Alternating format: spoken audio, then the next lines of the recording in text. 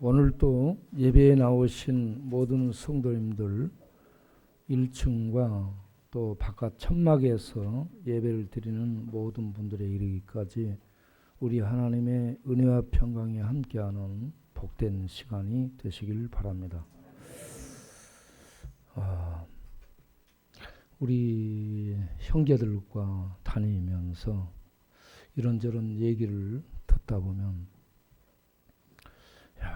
참 자유를 얻고 자유를 누릴 수 있다면 좋을 텐데 하는 이런 안타까움이 있습니다. 그래서 오늘 진리를 알지니 진리가 너희를 자유케 하리라 라는 말씀을 생각하게 됐습니다.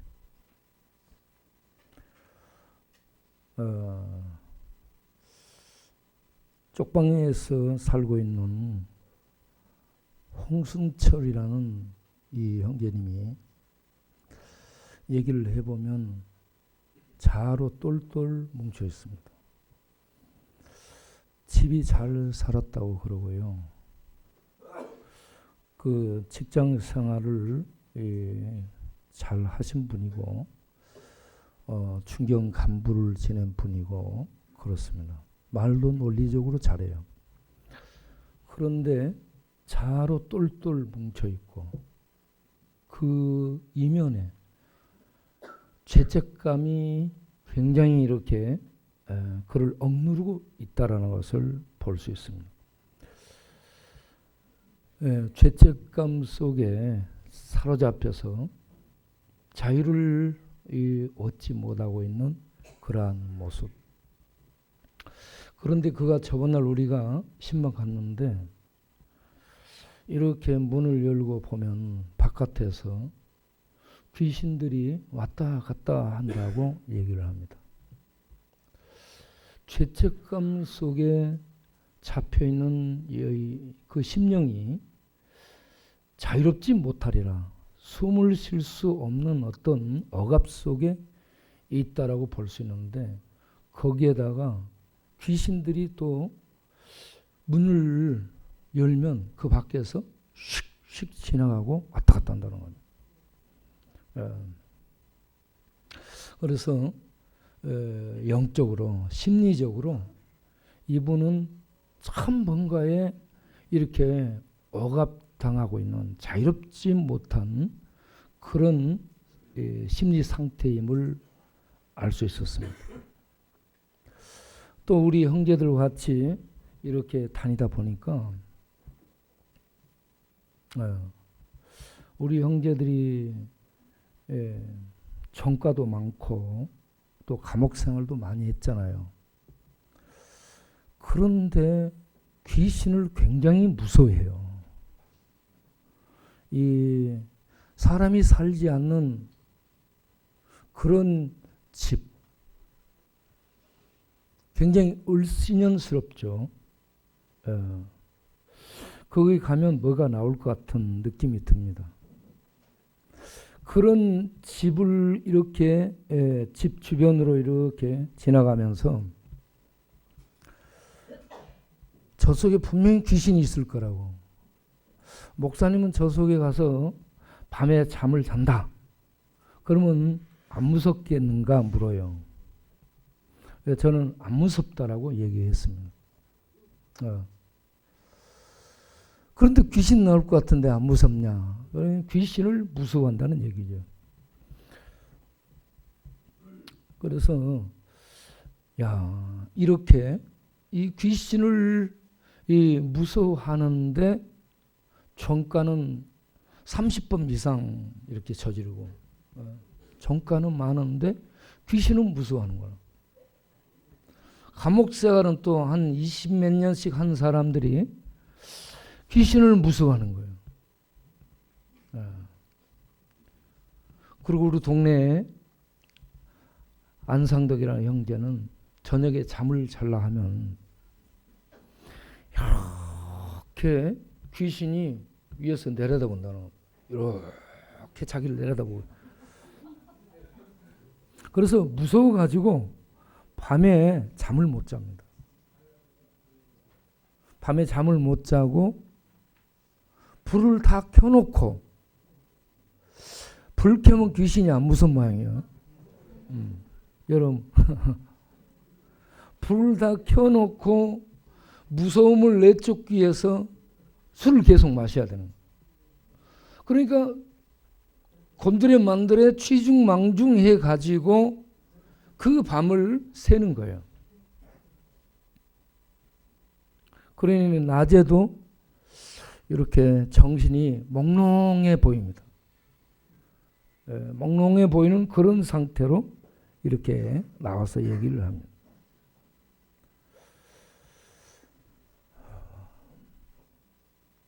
또 어떤 경우가 있었냐면 이렇게 가위에 많이 눌린다는 겁니다.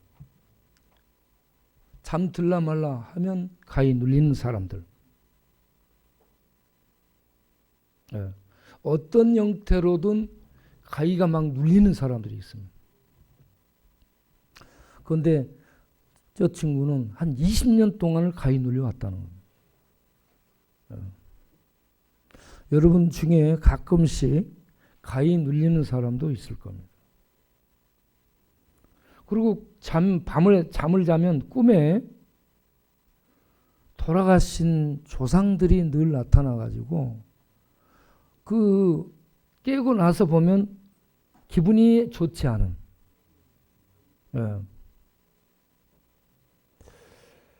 그래서 이 영적으로 개운치 않고 자유롭지 못하고 뭔가에 이렇게 잡혀 있는 듯한, 묶여 있는 듯한, 억제당한 이런 상태로 살아가는 심령들이 상당히 있다. 그리고 우리 동네는 본인도 모르는 그런 상태지만 정신이 잡히고요, 생각이 잡히고요, 그들의 의식이, 삶이 잡혀가지고 자기가 원치 아니하는 삶을 살고 있습니다. 그런데 본인은 자유롭다라고 생각해요. 자유를 누리고 있는데 보면은 태평양 한가운데서 빠져 죽을 상태로 앉아 있는 거예요. 예. 그래서 자유롭게 살고 있는 우리가 뭔가에 잡혀서 끌려다니는, 자유롭지 못하는 그런 상황.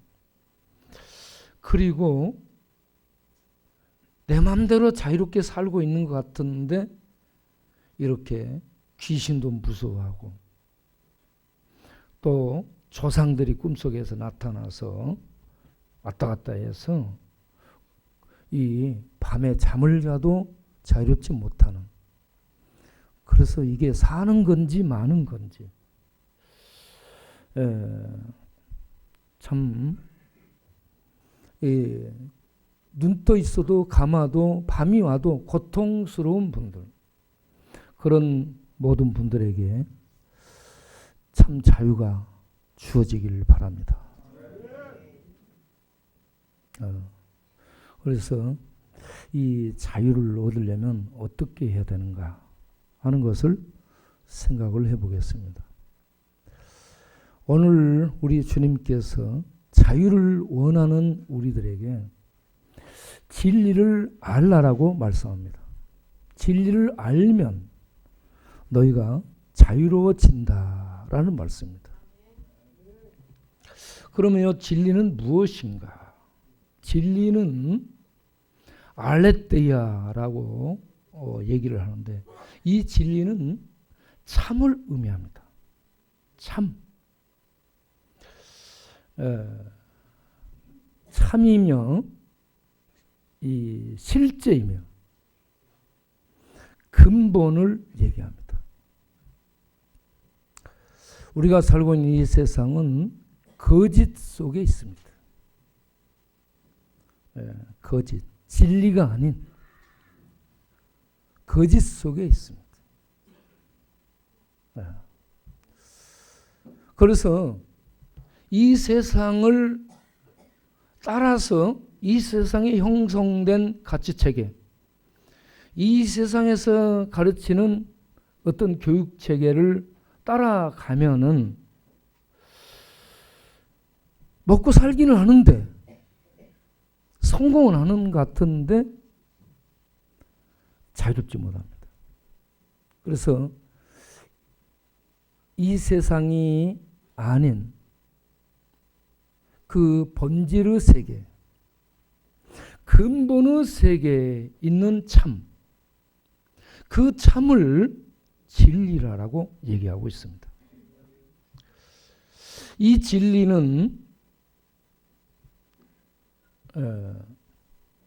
요한복음 1장에 보게 되면 말씀이라는 단어가 나옵니다. 태초에 말씀이 계시니라. 이 말씀이 하나님과 함께 계셨으니 이 말씀은 곧 하나님이시라. 이 말씀이 로고스입니다. 로고스. 로고스라는 이 단어가 히브리 세계에서는 하나님의 말씀이지만 헬라 세계에서는 만물 가운데 담겨 있는 어떤 이치, 원리로 이해를 하고 있습니다. 헬라 철학에서 만물 가운데 있는 어떤 이치이며 원리. 그런데 그 이치가 사람의 영혼 속에 씨앗으로 들어있다. 그래서 인간이 공부를 하고 노력을 하게 되면 그 이치를 알 수 있게 된다. 그 이치를 알 수 있도록 해주는 어떤 계시의 수단이 되고 있는 존재가 만물 가운데 있는 원리이며 이치인데 또 그 존재 자체가 그 세계를 알려주는 계시의 수단이 된다. 그걸 로고스라 한다. 이 계시의 수단이 되는 로고스를 통해 지식을 얻게 되는데 이 지식을 탐구하는 것이 철학입니다. 이 지식을 탐구함으로 말미암아서 지식을 얻게 될 때에 구원에 이룰 수 있다라는 것이 헬라 철학입니다. 그러한 헬라 철학적 원리를 이 사도 요한이 이 적용해서 너희들이 생각하고 있는 만물 가운데 있는 이치, 원리, 그리고 만물을 조성한 그 존재자가 바로 태초 이전의 영원 세계 속에 하나님과 함께 계셨던 로고스 말씀이다 라는 얘기입니다. 그 로고스인 말씀이 어떤 역할을 했는가? 영원 태초라는 시간 이전의 영원 속에 하나님과 함께 계셨던 하나님의 존재, 본질이다라는 얘기입니다. 근본이다라는 얘기입니다. 하나님의 존재이신 그 영원 속에 있는 존재자, 그분이 천지를 만드신 창조주이시다. 그리고 천지 가운데 생명의 빛을 비추신 생명 자체이시다. 이 생명이시며 천지를 만든 창조주이신 이 태초 이전의 영원 속에 있는 실제인 참, 그 존재가 그 하나님의 하늘의 참 세계를 거짓된 이 세상에 알려주기 위해서 오시게 됐는데 이것을 말씀이 육신이 되어 우리 가운데 거하심에 라고 그 하나님의 아들에 대해서 얘기를 한 것이다. 그런데 이 하나님의 아들은 요한복음 1장 18절에 아무도 하나님을 본 사람이 없으되 하나님의 품속에 있는 독생하신 하나님이 그 하나님을 나타내셨다라고 말씀합니다. 아무도 하나님을 본 사람이 없어요. 영원 속에 있는 존재자, 참이시고 근본이신 그 신을 본 사람이 없습니다. 그래서 그 신에 대해서, 그 근본이신, 그 참이신 실제에 대해서 알려주는 계시자가 말씀으로 하나님과 계셨던 로고스이신 하나님이 인격입니다. 로고스이신 하나님이 사람이 되어 이 세상에 오심으로 보이지 않는 존재인 하나님, 그 근본이신 하나님을 이 세상에 나타내는 계시자가 되었다. 그 계시자로 오신 분은 존재 자체여야 가능하다. 진리 자체여야 된다. 그래서 하나님과 함께 계신 그 진리이신 아들 로고스, 말씀으로 계신 그 로고스께서 하늘의 참 세계를 거짓된 이 세상 속에 사람의 모습을 입고 오셔서 하늘의 참 세계를 알려주시는 그 계시자가 되셨다. 그래서 그분이 하시는 말씀은 진리 자체다. 왜 그러냐? 그분은 진리이시기 때문이다. 그런데 진리신 그 존재자가, 참이신 그 하나님이 사람으로 옷을 입고 사람이 되어 이 세상에 인카네이션이 돼서 오셔서 하나님의 참 세계를 말씀하실 때 거짓 세계 속에 잡혀 있는 이 세상 사람들은 그 참 하나님의 말씀 진리를 듣지를 않더라. 들을 기가 없더라. 거부하더라. 이게 세상의 이 모습이다 라는 얘기입니다. 그래서 예수님은 누군가? 예수님은 진리라라는 말씀입니다. 진리는 누구를 의미하냐? 하나님을 의미합니다. 그런데 사람들은 이 진리를 철학적으로 많이 생각을 하죠. 그래서 학교 가게 되면 학교에 진리의 동산 이렇게 진리, 정의 이런 것들을 교훈으로 많이 이렇게 하고 있습니다. 연세대도 가게 되면 그 진리가 너희를 자유케 하리라 이 말씀을 써놨습니다. 하버드 대학도 진리라고 써놨습니다. 예일대도 진리, 정의 이렇게 써놨습니다. 진리를 추구한다라는 얘기입니다. 그런데 이 진리가 하나님을 의미하는 것으로 이해를 해야 되는데 철학적 진리로 많은 사람들이 생각을 합니다. 그래서 학교에서 이 철학을 공부하는 학생들이 대부분 진리를 탐구하기 위해서 철학을 택합니다. 그런데 철학자들의 얘기를 들어가서 공부해 보면 본인들이 철학 그 연구하는 속에서 헤매고 있는 것을 볼 수 있습니다. 헤매고 있는 그들의 얘기를 듣다 보면 말은 많은데 명쾌한 어떤 진리를 이렇게 이거다라고 갖고 나가기가 어렵습니다. 그래서 유명한 얘기가 있죠. 계명대 철학과를 나온 김준옥 목사님 학교 다니면서 공부를 잘해서 학교 조교로 남았죠. 그런데 교수가 그때 못 들어오니까 대신 들어가서 공부 수업을 하게 되는데 학생이 질문하는 거죠. 선생님, 내가 영원히 붙들 진리를 가르쳐 주시면 고맙겠습니다. 그러니까 본인이 지금 지식은 있지만 영원한 진리가 없는 상태예요. 그래서 나도 그 진리를 찾기 위해서 지금 공부 중에 있다. 그러니까 이 진리도 모르는 사람에게 배울 것이 뭐가 있겠습니까? 하고 책보따리를 싸가지고 나가니까 본인도 진리를 모르는 내가 가르친다고 있는 것이 미안하지 않습니까? 그래서 본인도 보따리 싸들고 나왔다.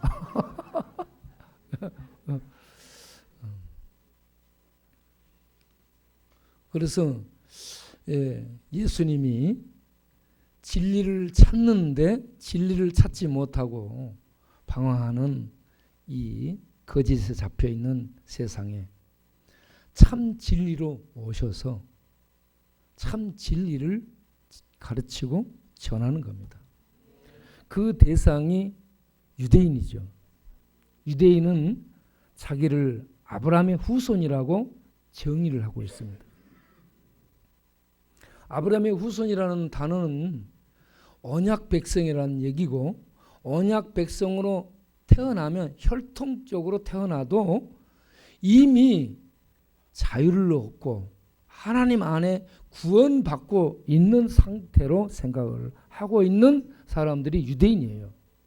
그런데 그들을 향해 예수님이 그들의 정체를 드러내기를, 너희가 혈통적으로 아브라함의 후손으로 태어났지만 너희는 다 죄의 종이다 라고 얘기를 합니다. 혈통적으로 아브라함의 후손으로 태어난 것은 부모님이 기독교 신자이기 때문에 모태신앙으로 태어난 것과 똑같습니다.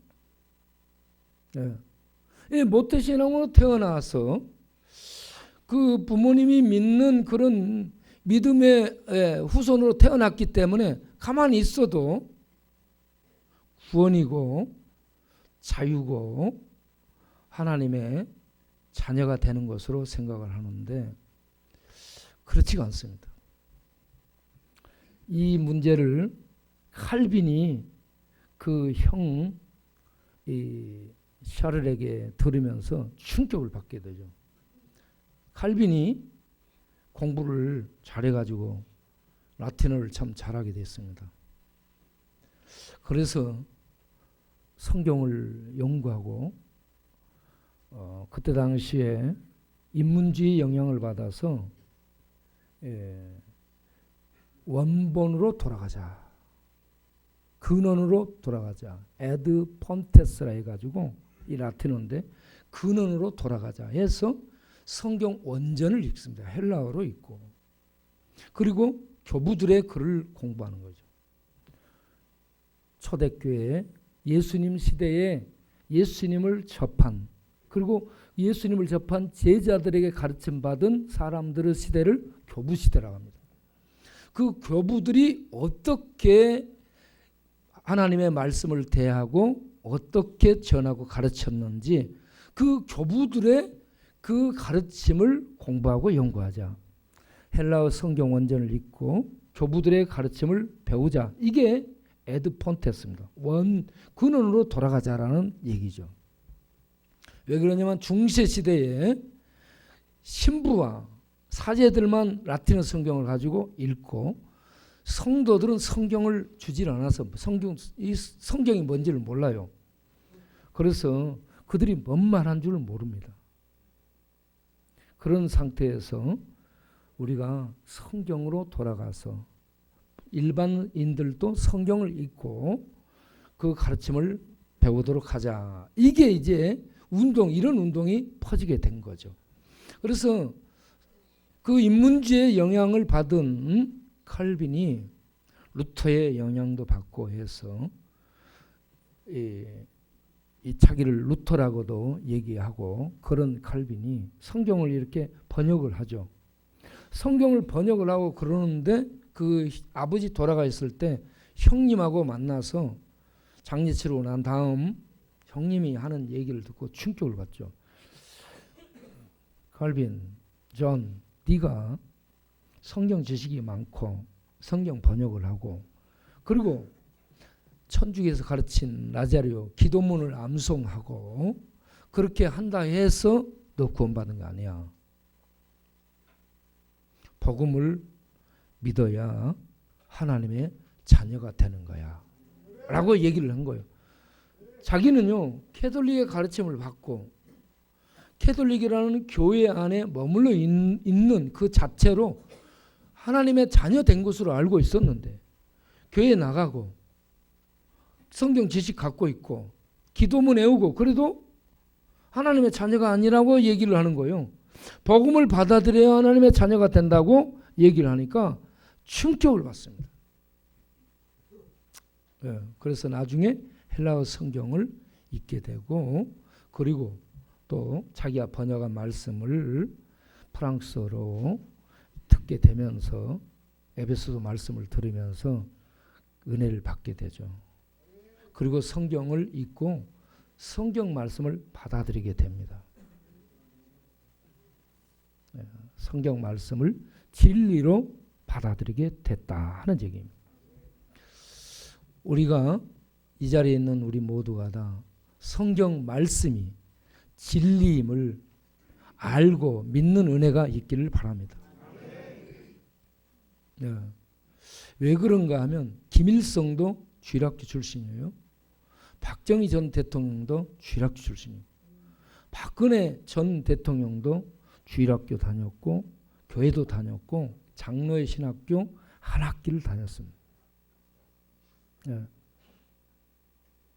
그리고요, 칼 마르크스도 유대인이고요, 아버지와 함께 개신교로 이 개종을 했던 이 유대교에서 개신교로 개종한 사람이고, 그런데 그가 하나님을 믿지 않는 그런 사람이 됐고, 스탈린도 신학교 3학년까지 다녔지만 마르크스 영향으로 교회를 떠나서 믿지 않고 공산혁명을 일으키고 수많은 사람들을 숙청해서 죽이는 그러한 살인마가 됐습니다.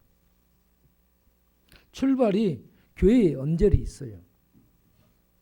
하나님을 많이 듣고 배울 수 있는, 다윈도 마찬가지예요. 하나님을 많이 듣고 배우고 알고 있는 것 같아요. 그런데 믿지를 못하는 거예요. 스티브 잡스가 자기 부모님은 대학원생들이죠. 학교 다니다 애를 낳게 돼요. 그래서 애 낳자마자 양부모에게 인계됩니다. 그 양부모는 독실한 기독교 신자입니다. 그 독실한 기독교 신자로서 이 아이를 양육을 해요. 주일학교도 다닙니다. 그런데 주일학교 때 어떤 충격을 받고 그 이후로 교회를 떠나게 되죠.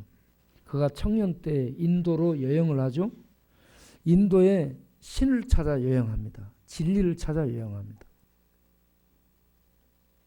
진리는 하나님인데 엉뚱한 곳을 찾아가서 히말라야 산맥 밑을 여행하고 배 쫄쫄 굶고 허리가 뒤에 붓고 설사병 나고 그런 상태로 돌아오게 되죠.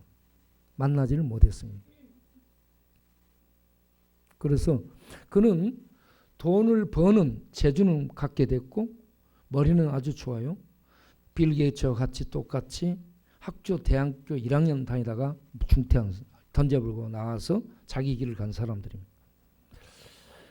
머리 좋은 은혜를 선물로 받았고 연구 개발하는 은혜를 받았고 교회 언저리에 있었고 하나님에 대해서 잘 알아요. 그런데 믿음이 없더라. 믿지를 못했더라. 이게 문제입니다. 우리 여기에도 밥을 먹고 수많은 사람들이 왔다 갔다. 우리 동네 수많은 사람들이 우리가 만나서 복음을 전해. 복음을 접촉합니다. 그래서 들어서 아는 것 같은데 알고 있는 것 같은데 이걸 믿지를 않는 거예요. 유대인들이 얼마나 하나님 많이 압니까? 공부 많이 해요? 율법. 장로들을 통해서 얼마나 공부를 많이 해요. 탈무드로 해서 장로들의 유전을 해서 그렇게 하나님을 많이 공부하고 알 것 같은데 하나님을 믿지를 못하더라. 지금 온 세상에 하나님에 대해서 아는 게 충만합니다. 알 수 있는 게 얼마나 많은지 몰라요. 그런데 진리를 받아들이지 않더라. 이게 문제입니다. 그래서 예수님이 안타까워서 진리를 알지니 진리가 너희를 자유케 하리라. 이 진리는 예수님 자신임을 얘기하고 있습니다. 예수님 자신이 진리고 하나님이 진리고 예수님이 하나님이고 예수님을 믿고 예수님을 보낸 하나님을 믿고 알게 된 그 안에 자유가 있다는 얘기입니다. 철학 속에 있지 않습니다. 다른 종교 속에 있지 않습니다.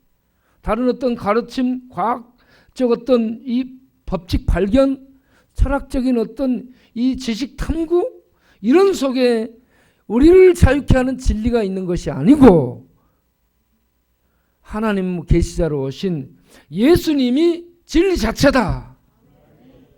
예, 이렇게 말씀합니다. 예. 그래서 요한복음 8장 40절을 보면 지금 하나님께 들은 진리를 너희에게 말한 사람이 나. 하나님께 들은 진리를 말하고 있는 계시자. 예수님은 하나님이 진리예요. 진리신 하나님께 직접 듣고 지금 진리를 말하고 있어요. 그러면 진리를 말하고 있는 그분도 진리예요. 그분의 말씀도 진리예요. 그분의 가르침이 진리예요. 그분의 숨결, 그분의 호흡, 그분의 걸어다니심, 그분의 말하심, 그분의 행하심, 가르침, 이게 전부 진리입니다. 예수님 자체가 하나님 말씀 로고스잖아요. 말씀이신 예수님이 걸어다니는 것은 말씀이 걸어다니는 거예요. 말씀이 숨쉬고 말씀이 호흡하는 거예요. 걸어다니는 말씀이신 예수님은 하나님의 뜻을 그대로 하나님 말씀이시기 때문에 이루시는 분이에요. 100% 순종입니다. 그래서 하나님의 그 뜻을 완벽하게 이루는 말씀이시죠. 그래서 진리입니다. 그 진리이신 예수님이 지금 진리를 듣고 말한다라고 40절에 얘기하고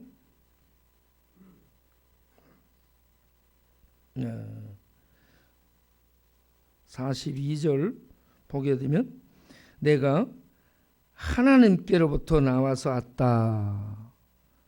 예수님은 하나님께로부터 나와서 왔다. 하나님 진리예요. 진리신 하나님께로부터 나와서 온 진리라 이 말입니다. 예. 다른 어떤 선지자나 어떤 이 서기관, 연구한 서기관이나 이 질 자체가 다릅니다.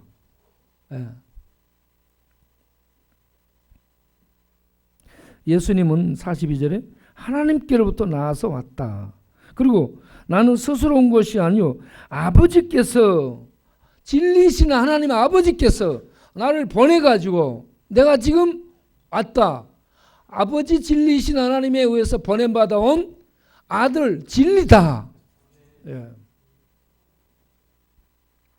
그런데 하나님의 백성인 그들이 43절에 내 말을 깨닫지 못한다. 성경을 갖고 있는, 율법을 갖고 있는, 하나님의 제사 제도를 갖고 있는 그들이 깨닫지 못한다. 예.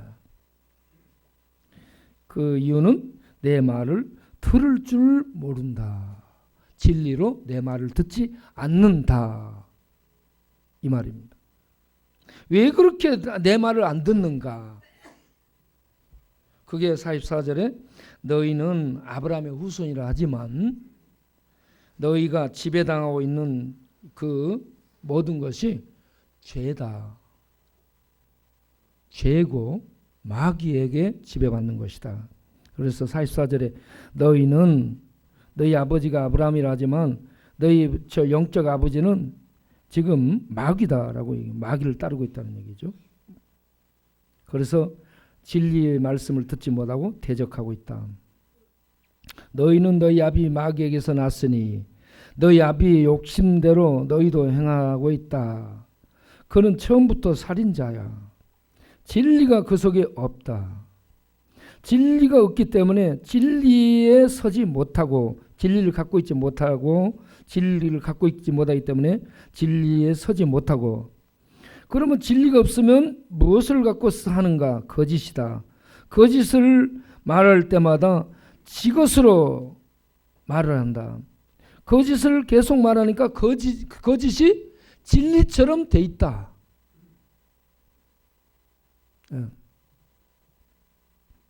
그래서 마귀는 살인자요, 거짓의 원조, 거짓의 아비, 거짓의 시초요. 그리고 거짓의 아비인 그 마귀는 진리가 없다. 가짜다.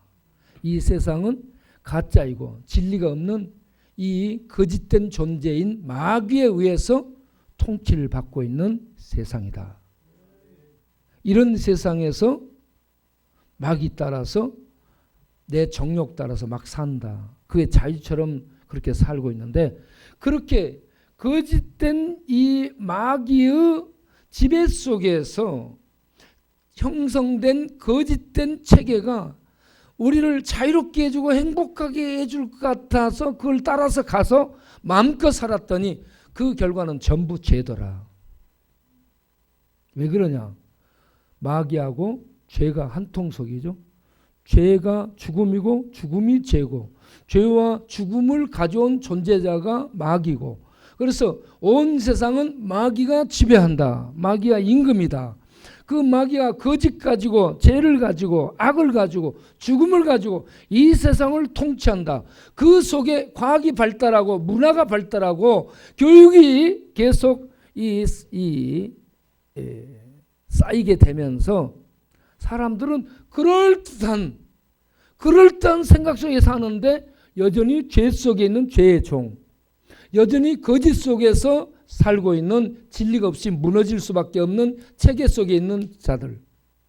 그래서 허망하고 허무하고 최고의 인기, 최고의 절정의 이 영광과 권력을 얻는 자리에 들어가도 그 속에 들어갔더니 공허하고 허무하더라. 박정희 대통령이 김영삼 전 총재를 청와대로 불러서 얘기하면서, 총재님, 내 마음은 지금 저 창밖에 울고 있는 새처럼 외롭습니다. 외롭다 했어요. 마릴 먼로가 최고의 영광과 박수와 인기를 얻었지만 그 마음은 허무하고 공허해서 약물로 채우다가 안 되니까 약물 중독으로 죽어갑니다. 예. 휘트니 휴스턴 그 약물 중독으로 죽어갑니다. 이와 같이 최고의 영광을 얻었을지라도, 박수를 받았는데 진리가 없으면 공허하게 허물어집니다. 무너져요. 그래서 우리 쪽방촌에 하나님의 진리의 은혜가 비춰져서 진리를 믿고 진리에 서게 되면 쪽방촌이 천국이 될 줄로 믿습니다. 예? 그러면 이 진리가 우리에게 무슨 자유를 주는가? 요한복음 19장 30절에 예수님이 십자가상에서 외치는 말씀, 할렐루야. 예, 할렐루야입니다. 다 이루었다. 한번 해보겠습니다. 다 이루었다. 할렐루야. 하나님의 구원을 하나님이 그리스도를 통해 이루기로 창세전에 예정했어요. 그리고 말씀이신 이 아들 예수를 때가 됐어요. 세상에 보내셨어요. 육신으로. 그리고 가르치게 한 거예요. 유대인을 통해 하나님의 구원의 진리를 가르치게 하고 그 구원을 십자가에서 이루시는 말씀이 바로 예수님이십니다. 예수님은 하나님의 구원을 십자가에서 완성을 하시고 이루시죠. 그래서 지금 무슨 얘기냐면 진리를 알지니 했잖아요. 진리가 36절에 아들이라고 설명하죠. 아들은 예수예요. 예수는 하나님입니다.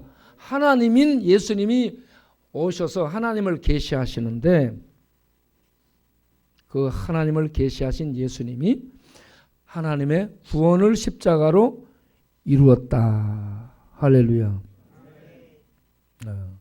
그래서 예수님을 안다라는 단어는, 진리를 알지라는 이 단어는 믿다라는 단어하고 같은 겁니다. 진리를 안다, 이건 진리를 믿다라는 말입니다. 진리를 이성적으로만 이해하지 말고 진리를 알고 믿어라 이 말입니다.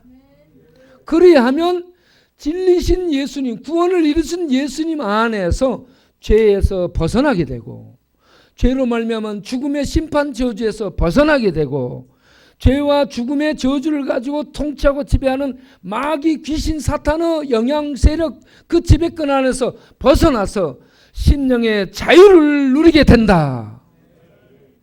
네. 이것이 진리를 알지니, 진리를 믿을지니 진리가 너희를 자유케 하리라 하는 말씀입니다.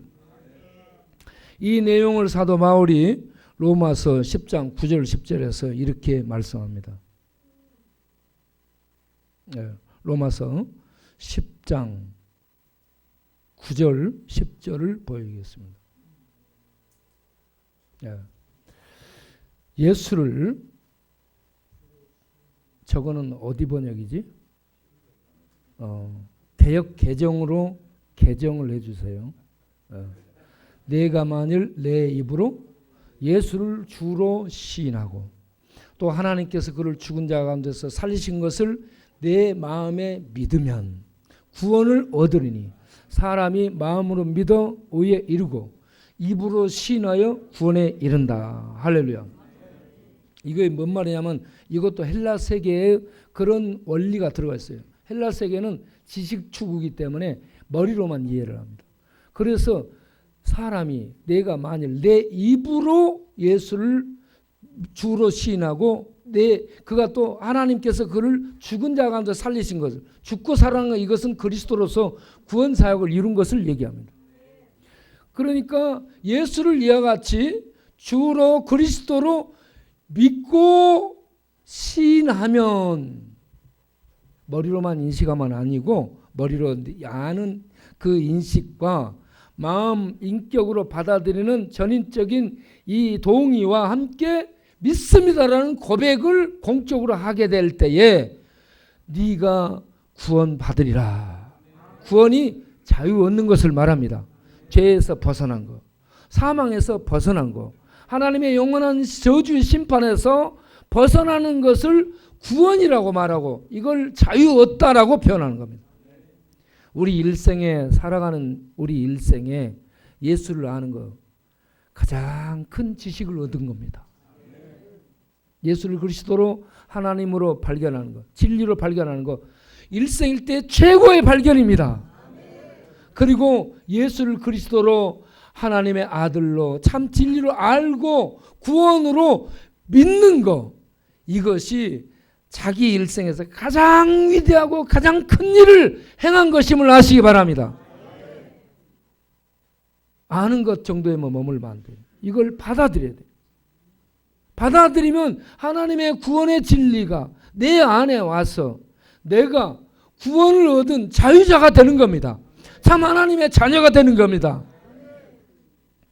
여러분, 유대인으로 태어나든 부모님이 믿는 그런 모태신앙으로 태어나든 진리를 알고 또 어떤 죄 가운데 있든 귀신이 보이든 가위를 눌리든 이런 상태에 있든 예수를 그리스도로, 예수를 하나님의 아들, 영원한 구원의 진리로 알고 믿으셔서 구원을 얻고 자유를 얻고 그 생명의 은혜와 생명의 능력과 생명의 권세 속에서 하나님의 그 생명의 능력들을 누리며 사는 자들이 되시길 바랍니다. 예수 믿는 것은 생명 안에 들어가며 진리 안에 들어가서 진리를 먹고 진리에 서고 진리를 따라 진리의 인도를 받아 살아가는 새 생명의 삶을 사는 것이 예수 믿는 겁니다. 이런 예수 믿는 은혜한 능력이 없이 교회에 왔다 갔다 하면 종교 생활하는 거예요. 종교 생활하지 말고 예수를 믿어서 구원받고 하늘의 진정한 자유를 얻고 누리는 하나님의 백성들 되시기를 바랍니다. 기도하겠습니다.